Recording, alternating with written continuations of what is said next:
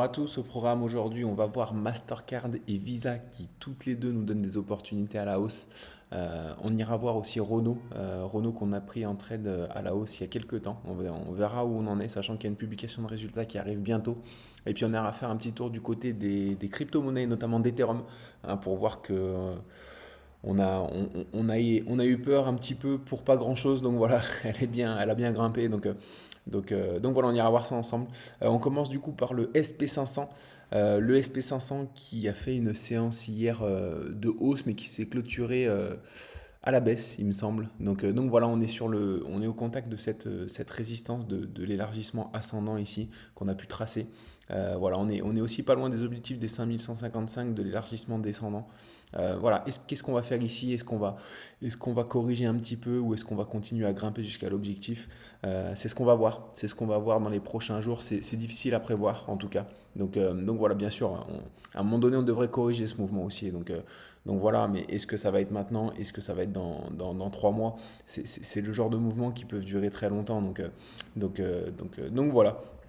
On va suivre ça en tout cas le Nasdaq.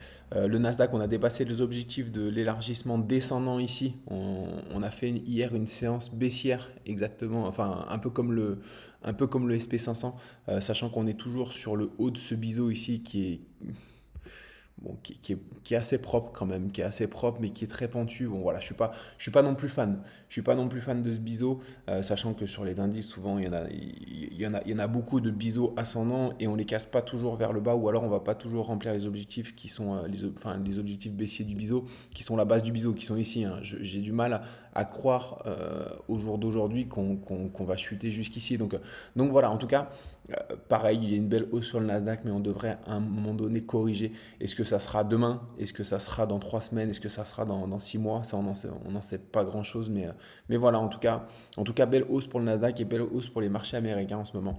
Concernant le CAC 40, on fait une séance de consolidation ici sur les plus hauts, donc ça, c'est assez intéressant. C'est assez intéressant. Soit on va revenir sur la base ici avant de repartir, soit si on consolide ici latéralement, ça peut être le départ d'une future belle jambe haussière pour le CAC.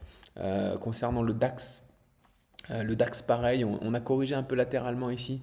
Le DAX, je suis un peu plus sceptique parce que c'est vrai qu'on fait des petites, voilà, on casse légèrement les plus hauts à chaque fois. Donc voilà, ça, ce mouvement ici, là, sur la fin, il n'est pas très rassurant. Je pense qu'on peut venir faire une correction un peu plus profonde sur le DAX avant éventuellement de repartir vers le haut. Donc voilà. On commence du coup avec la paire du jour. La paire du jour, c'est Renault.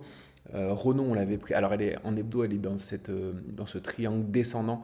On l'avait prise ici, sur ces niveaux ici, parce qu'on était potentiellement sur une épaule, tête, épaule inversée. Voilà, on va mieux le voir en daily. Voilà, ici, on a la ligne de cou qui est ici, donc on a la première épaule, la deuxième, la tête et la deuxième épaule qui est beaucoup plus profonde. Je vous avoue qu'elle n'est pas très très belle, du coup, elle dépasse un petit peu, mais bon, c'est quelque chose qui est prenable. C'est pas le plus beau trade de ma vie, hein, mais c'est quelque chose qui est prenable. Et puis, bon, c'est quelque chose sur lequel on a pas mal de réussite. Alors, il y a un trait rouge ici parce que c'est pour me faire penser qu'il faut sortir de position, partiellement en tout cas, parce qu'il y a une publication de résultats le 15 février. Donc voilà, il peut y avoir des forts mouvements, que ce soit à la hausse ou à la baisse. On peut casser ce triangle du coup à la hausse après la publication de résultats ou alors revenir sur le support carrément. Donc voilà, on va suivre ça en tout cas. Donc on avait pris position ici sur le retournement. Donc voilà, on était reparti vers le bas, puis ensuite on a commencé à refaire un mouvement haussier. Ici, on n'est pas loin du R2, donc ça fait 2 3 jours qu'on fait une belle hausse. Ici, je vois qu'à l'ouverture, on commence enfin, on a fait une petite chute, mais bon, voilà, on peut avoir une consolidation avant la publication de résultats. Après, à voir comment on réagit à la publication de résultats, si on part vraiment vers le haut, si on casse ce triangle, encore une fois, descendant vers le haut pour partir en bull run sur Renault, ou alors si on vient rechercher le support une nouvelle fois. Donc voilà, on va suivre ça en tout cas pour Renault. Concernant du coup le flop du jour, Capgemini. Je vous avoue que c'est pas vraiment un flop, voilà, je voulais vous en parler parce qu'on est sur un moment important sur Capgemini. Alors, il est très propre Capgemini, hein. On avait ce triangle symétrique ici qu'on a bien cassé par le haut. On est revenu faire un throwback pas sur la résistance euh, sur l'ancienne résistance du triangle symétrique, mais sur des niveaux horizontaux qui étaient intéressants. Donc voilà, qui était pour éventuellement ici ce triple bottom. Voilà, on voit qu'il y avait une zone de support qui avait été très bien respectée avec une zone de résistance également. Donc voilà, on est venu faire un throwback ici. Il y a eu un retournement ici, donc on a un R qui est assez large, ce qui fait on a tout juste, on est au point de notre R1, donc on a tout juste sécurisé la position. On a même remonté un petit peu notre stop loss. Euh, Par contre, ici, on voit qu'on est sur les plus hauts. On voit qu'on est sur les plus hauts historiques. Donc voilà, on va voir comment on réagit ici. Alors, les objectifs de cette figure ici, de ce triple bottom, du coup, sont autour des 221. Donc voilà, je pense que les objectifs du triangle symétrique sont également. On a peut-être rempli les objectifs du triangle symétrique. Alors, je ne les ai pas tracés, je vais le voir en direct. Mais il me semble que si on les a pas remplis, alors on va prendre le plus haut ici plutôt. Voilà. Si on les a pas remplis, on ne doit pas en être loin en tout cas. Donc voilà, ouais, vous voyez, on n'en est pas loin du tout, hein.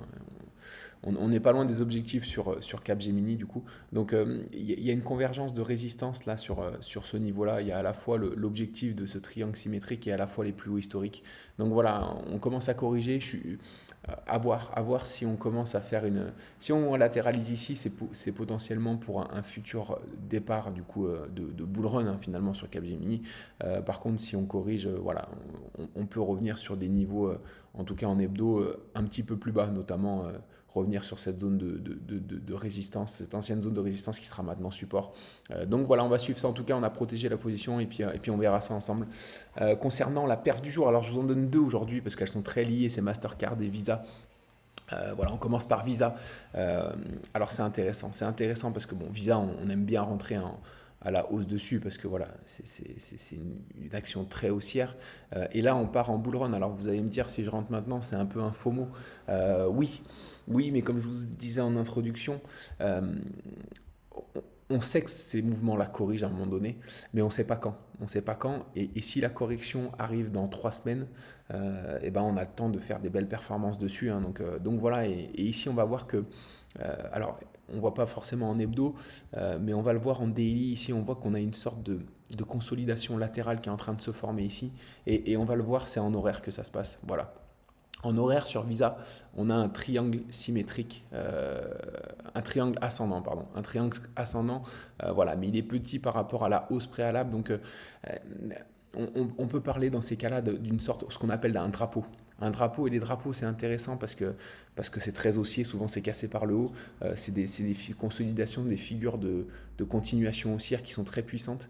Donc voilà, on peut, alors certes on peut se faire déclencher et repartir vers le bas et dans ce cas-là ça marquerait la fin de la tendance haussière et dans ce cas-là bah, c'est pas grave, on a perdu un petit trade, mais voilà, si ça part vers le haut on peut repartir encore, on peut aller jusqu'au 300, jusqu'au 310. Voilà, on ne sait pas jusqu'où peut s'arrêter la tendance haussière, donc je pense que ça peut être intéressant. Ça peut être intéressant de rentrer sur ce genre d'actions qui sont très haussières, surtout quand on a des opportunités comme ça. Alors on est moins regardant ici, on voit que du coup la sécurité, enfin voilà, dès qu'on va arriver sur cette résistance, on va tenter de sécuriser quand même la position si on a le temps, sachant que c'est de l'horaire. Donc voilà, je regarde pas trop les graphes pendant la journée, je regarde plutôt en clôture. Donc voilà, on verra si je peux sécuriser cette position si jamais je suis déclenché par le haut. Voilà, donc mais je pense qu'il y a une belle opportunité en tout cas sur Visa. Sur Mastercard, c'est un peu près pareil.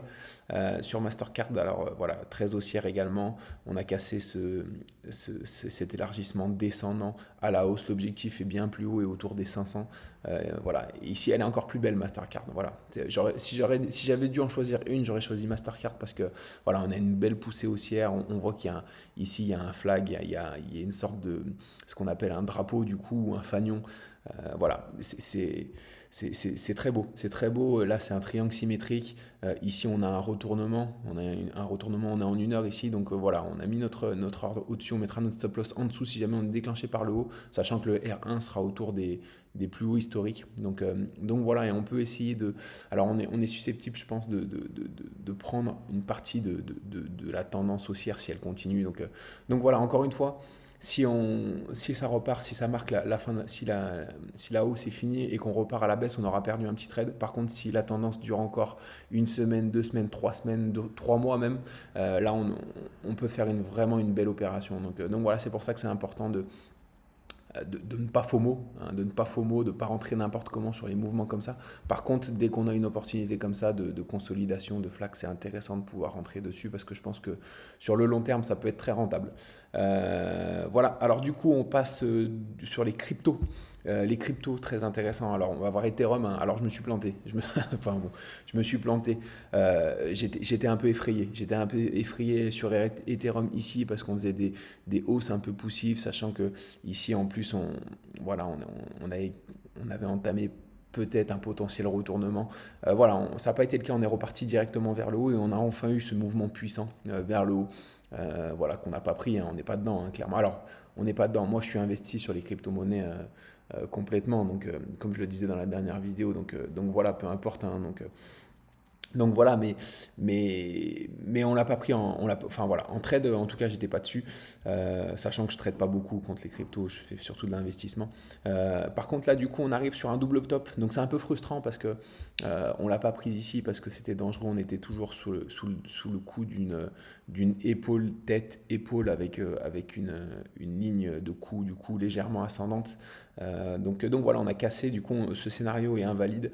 Par contre, on arrive sur une zone de double top, donc à voir comment on réagit sur cette zone, à voir si on corrige un peu plus profondément, si on revient chercher voilà, cette zone ici ou plus profond, ou alors si on fait une consolidation latérale. Je pense qu'on va consolider quand même. Je vois mal l'Ethereum tout casser par le haut comme ça. Par contre, il faudra surveiller les altes, je pense, maintenant, parce que le Bitcoin a fait une belle poussée, l'Ethereum est en train de suivre. Et voilà, j'espère que les altes, il y aura des opportunités qui vont arriver également dans les prochains jours sur les altes. Donc voilà, il y en a peut-être déjà, il faudrait que je regarde un petit peu. Donc voilà, en tout cas, c'est tout pour aujourd'hui. On se retrouve demain matin pour le bilan de la journée du jour. Je vous souhaite une excellente journée. À très vite.